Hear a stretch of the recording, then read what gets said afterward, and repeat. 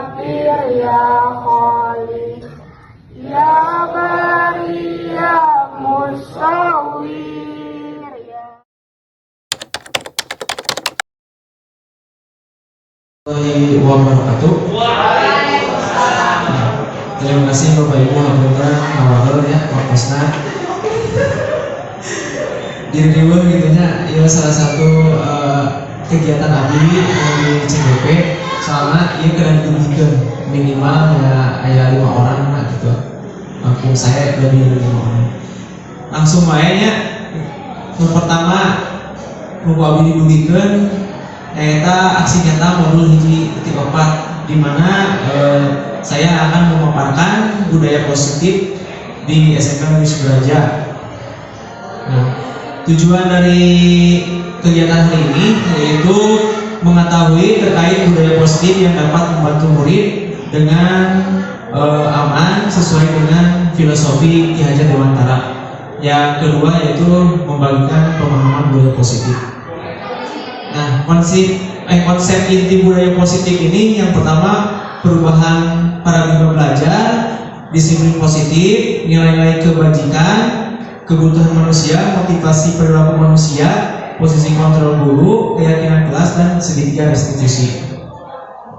Nah, apakah Bapak Ibu setuju bila pemberian hukuman dapat mendisiplin siswa? Setuju tidak? Lalu pemberian hadiah meningkatkan prestasi siswa? Guru harus mampu memberikan solusi untuk setiap siswa yang bermasalah. Setuju ya semuanya ya. Tapi yang tidak setuju itu nomor 1 menurut saya. Nah, apa itu budaya positif sekolah atau budaya positif? Yaitu nilai-nilai atau keyakinan, kebiasaan sekolah yang berpihak pada murid, agar murid dapat berkembang menjadi seorang yang kritis, penuh hormat, bertanggung jawab, dan mewujudkan budaya positif. Nah, di sini guru hanya memegang sentral saja. Nah, yang pertama perubahan paradigma belajar. Apa sih paradigma belajar ini? Yaitu membangun budaya positif di sekolah, yaitu menyediakan lingkungan yang positif, aman, dan nyaman agar siswa mampu berpikir. Inti nama supados si siswa nanti betah di sekolah. Tapi cincin beda ya dengan keadaannya gitu. Tapi bagaimana seorang guru itu harus menemukan strategi sehingga dapat siswa itu nyaman. Nah, perubahan paradigma belajar ini yang pertama ilusi bahwa guru mengontrol siswa. Paradigma sekarang ya. Lalu ilusi bahwa semua penguatan positif, efektif, dan bermanfaat. Ilusi bahwa kritik dan membuat orang merasa bersalah dapat menguatkan karakter.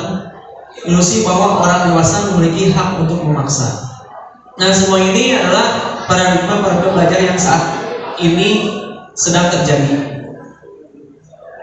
Nah, perubahan paradigma belajar ini yang pertama stimulus respon tentang dunia. Salah satu contohnya ini. Kebutuhan kita sama, tetapi ketika melihat seseorang atau tentang dunia itu akan berbeda kan perilakunya. Menurut kita seperti ini, berbeda lagi menurut orang lain. Nah, itu. Disiplin positif yaitu yang selanjutnya apa? Disiplin positif itu yaitu proses pendisiplinan terhadap anak tanpa memberikan ancaman di sini, memberikan ancaman atau hukuman dengan menerapkan disiplin positif guru. Kenapa harus tanpa ada ancaman? Kita melihat menyandingkan ke pendidikan KHD, yaitu yang mengungkapkan bahwa disiplin kepada siswa adalah disiplin diri sendiri, ya. Sebab hanya diri sendiri yang mampu mengontrol diri, bukan orang lain. Ya. Jadi inti nama siswa sendiri yang namanya bertanggung jawab sendiri gitu. Peka untuk diri sendiri, bukan peka terhadap oleh orang lain.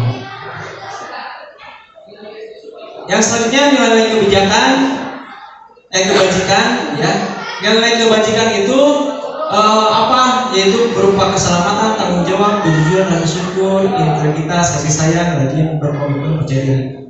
Artinya seperti ini, kita dilarang membuang sampah, itu kata-kata negatif, ya. Kita rubah menjadi nilai kebajikan. Terima kasih sudah membuang sampah seperti itu. Mungkin guru bahasa Indonesia yang lebih tahu. Itu kan dulu.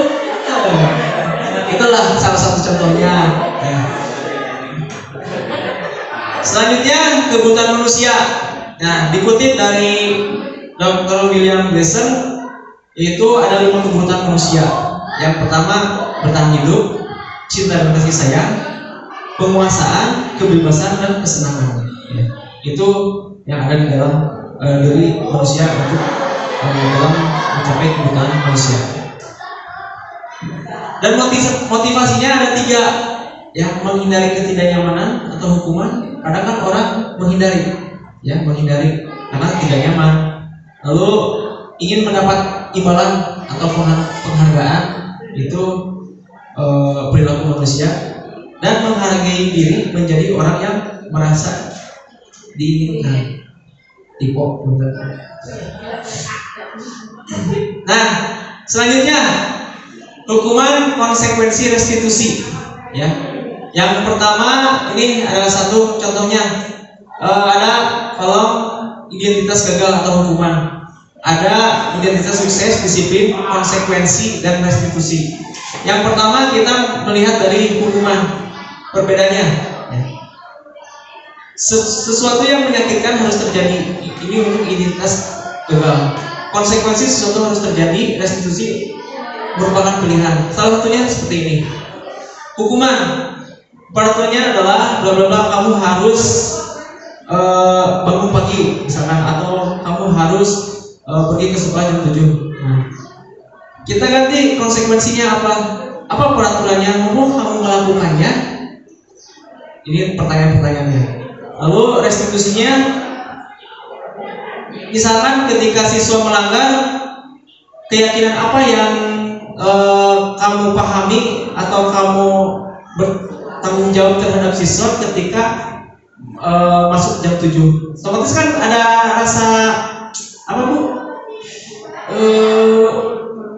Merubah tanggung jawab diri sendiri, ya.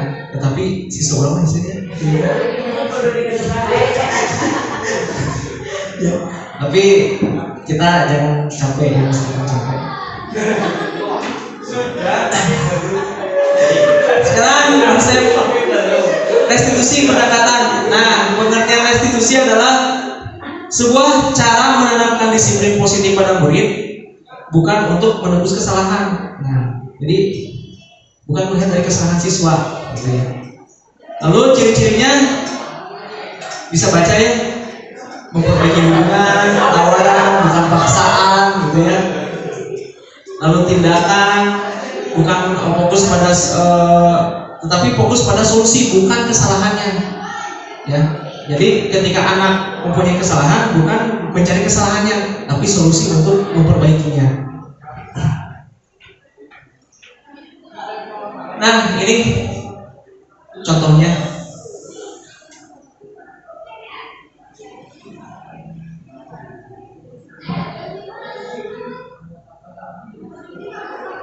Nah, ini contohnya. Contohnya ketika ada seorang siswa, ya, menghukum bendera. Nah, lihat bahkan hukum, guru menghukum siswa tersebut hormat bendera 10 menit. Guru marah terhadap siswa. Nah, kadang ketika kita marah, siswa itu menjadi bete biasanya kalau dimarahi. Kita bandingkan dengan konsekuensi guru memberikan konsekuensi. Apa sih misalkan konsekuensi siswa apabila tidak mengikuti upacara bendera? Restitusinya yang menanyakan. Jadi Bapak Ibu itu kalau bisa di dalam kelas itu membuat keyakinan kelas, ya. Jadi keyakinan kelas itu contohnya seperti ini yang tadi, jangan membuang sampah tapi berubah menjadi kalimat positif seperti itu, ya. Apabila melanggar, kita menanyakan keyakinan kelas apa yang tidak tepat yang kamu lakukan. Mungkin itu ya Bu. di depan. Nah, selanjutnya posisi kontrol guru. Ada penghukum, pembuat rasa bermasalah, teman, pemantau, manajer. Ini adalah posisi kontrol 5 guru. Ada guru yang seorang penghukum, ada guru yang merasa si siswanya rasa bersalah gitu. Terus ada sesama teman, ada guru juga say hello. Ada juga guru yang mengontrol pemantau dan manajer. Apa sih penghukum, pembuat rasa bermasalah, teman, pemantau, atau manajer? Nah, contoh kalimatnya seperti ini: patuhi aturan sekolah lalu berdiri di depan barisan. Itu penghukum. Kalau pembuat rasa bersalah, misalkan berapa kali bu guru harus memberitahu kamu, ibu sangat kecewa sama kamu. Orang terpeduli ya biasanya seperti itu. Atau kadang teman ya kita seperti teman, ayolah yang tertib, buat bu guru bangga kali ini, tidak apa-apa kamu salah. Itu. Kalau pemantau, kamu sudah melanggar apa? Peraturan konsekuensinya, itu pemantau ya. Kalau manajer itu, apakah kamu tahu kesalahan kamu? Kira-kira bagaimana kamu akan memperbaiki kesalahan ini? Ya siswa mikir tak gitu, kamu gitu. Angger ya kadang-kadang, tapi kumaha carana kita sebagai pendidik harus terus bertindak seperti itu. Lalu keyakinan kelas tadi sudah disinggung ya, tidak usah dibahas karena keyakinan kelas itu bukan sebuah peraturan, tapi sebuah siswa itu lebih bertanggung jawab, lebih merasa oh saya melanggar seperti ini, lebih ke apa ya, ke empati ke dirinya sendiri dan bertanggung kepada orang lain. Segitiga restitusi. Nah, apa sih? Nah, segitiga restitusi ini ketika apabila ada seorang siswa mempunyai kesalahan atau melanggar, sehingga kita sebagai guru bagaimana caranya untuk berdialog atau memecahkan masalah ya. Nah, jadi ketika misalkan ada seorang siswa ya, misalkan siswa itu mendorong temannya ya, atau berkata kasar kepada temannya. Nah, kita sebagai guru harus menstabilkan dulu identitasnya. Artinya menstabilkan itu, gali dulu misalkan apa yang terjadi, apakah benar tidak kamu melakukan seperti itu namanya menstabilkan masalah. Validasi tindakan yang salah ketika misalkan si anak ini ya Pak, saya mengakui saya membentak atau berkata kasar. Ketika saya emosi karena saya emosi itu ada alasan tertentu. Kita menanyakan alasan kepada siswa ya. Nah, menanyakan alasan kita juga seperti ini. Oh iya Bapak juga pernah membuat marah karena ada alasan tertentu. Nah, itu validasi tindakan yang salah namanya itu. Lalu setelah itu menanyakan keyakinan kelas. Apakah kamu tindakan yang kamu itu benar atau tidak kepada anak? Apabila anak, oh iya saya salah Pak, saya karena emosi. Nah, kita itu sebagai menanyakan keyakinan kelas. Lalu si guru itu memberikan solusi. Apakah kamu kedepannya akan memperbaiki diri dari kesalahan hari ini? Nah, itu menanyakan keyakinan kelas. Lalu keyakinan apa yang kurang tepat saat ini? Nah, iya Pak, saya melanggar keyakinan kelas atau tidak sesuai karena harus sopan santun, berkata sopan. Nah, itu seperti itu. Nanti kita praktekkan atau Pak Kamal nanti bentar lagi mau praktek. Mungkin hanya itu yang dapat saya sampaikan ya. Jadi intinya pada seorang guru itu harus membuat kepada siswanya itu dirangkul ya. Dirangkul atau berkata kasar sehingga si siswa itu harus nyaman di sekolah Pak Gali. Ya seperti itu, karena membahagiakan murid selalu hadir. Mungkin hanya itu yang dapat saya sampaikan. Cukup sekian. Terima kasih. Wassalamualaikum warahmatullahi wabarakatuh.